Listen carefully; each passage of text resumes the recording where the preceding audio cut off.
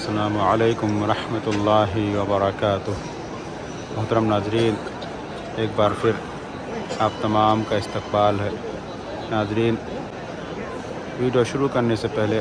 ایک مرتبہ ہم اللہ کے رسول صلی اللہ علیہ وسلم پر درود بھیجتے ہیں۔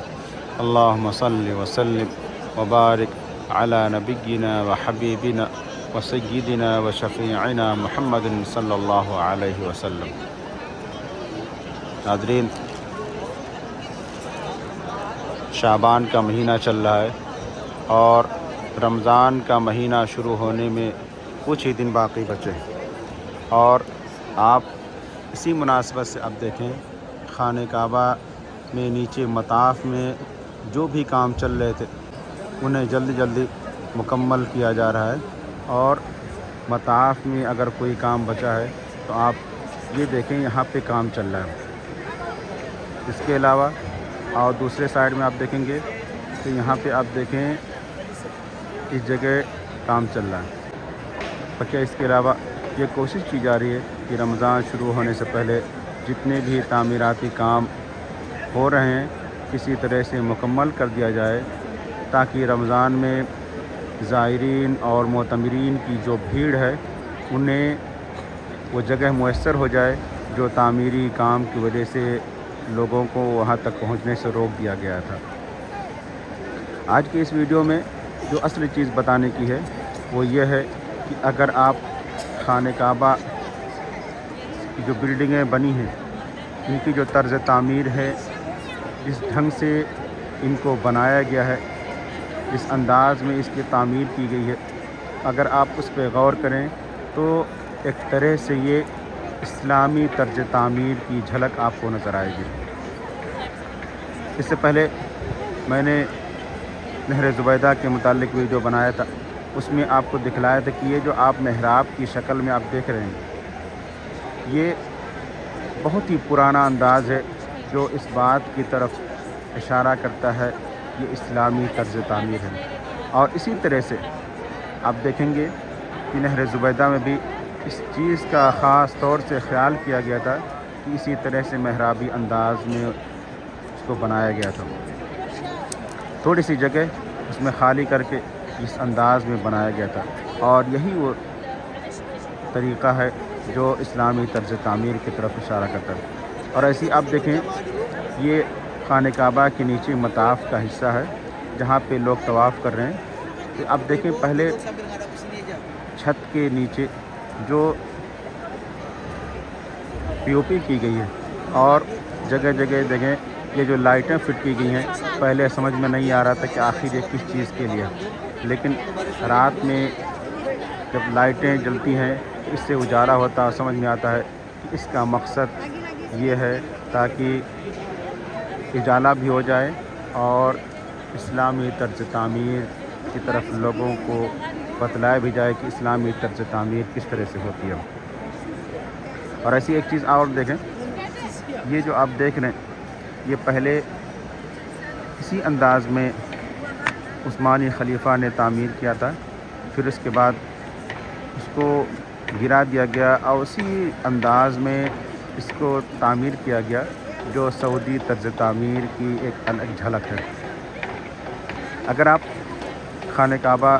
یا ایسی ہی آپ دیکھیں حرمین شریفین کی تعمیرات کے سلسلے میں دیکھیں گے تو پھر ہر خلیفہ نے اپنے دور میں حرمین شریفین کی خدمت کی، اور کوشش یہی رہی کہ کسی بھی طرح سے حرمین شریفین کی خدمت کی جائے، زائرین اور معتمرین کو آرام پہنچایا جائے، اور ایسی ہی ہر وہ چیز مہیا کی جائے اس سے انہیں سہولت ہو۔ اور اسی طرح سے آپ دیکھیں گے اسلامی طرز تعمیر کا جو انداز حرمین شریفین میں ملتا ہے وہ ایک الگ انداز کا ہے، ایک الگ زاویے کا ہے کہ اگر ہم اس پر غور کریں تو پھر اس میں ہر ایک چیز، ہر ایک عبارت ہمیں بتلاتی ہے یہ اسلامی خلفاء، اسلامی بادشاہوں نے اس کو تعمیر کیا ہے۔ ایسی آپ دیکھیں یہاں پہ دیکھیں اس میں اللہ رب العزت کے نام ہیں جو لکھے ہوئے ہیں، اور یہ سب کچھ اس بات کی طرف اشارہ ہے کہ اگر آپ یہاں پہ ہیں اللہ رب العزت کے گھر کا طواف کر رہے ہیں تو پھر آپ کی نگاہ کہیں بھی اٹھے تو پھر آپ اللہ رب العزت کے نام کو دیکھیں، اللہ رب العزت کو یاد کریں۔ اور ایسی ایک چیز اور بتلا دوں کہ یہ طرز تعمیر جو اسلامی طرز تعمیر ہے، یہ ایک طرح سے تہذیب و ثقافت کی علامت ہے۔ اسی طرح سے آپ پرانے مسلم بادشاہوں کی طرز تعمیر کو دیکھیں، اور یہ طرز تعمیر ہمیں اس بات کا پتہ دیتی ہے کہ اس وقت میں مسلمانوں کا فن ذوق تعمیر کے سلسلے میں کتنا بہترین تھا، کتنا اچھا تھا، کتنا وہ خیال کرتے تھے کہ کس طرح سے عمارتیں تعمیر کی جائیں، اور وہ عمارتیں صدیاں گزرنے کے باوجود بھی آج بھی اپنی جگہ پہ قائم و دائم ہیں۔ یہ تعمیر کی پختگی اور ایسی ہی اسلامی تعمیر جو بلڈنگوں میں نظر آتی ہے، اس کی ایک جھلک بھی ہے۔ اور یہاں پہ آپ دیکھیں گے خاص طور سے جگہ جگہ آپ دیکھیں،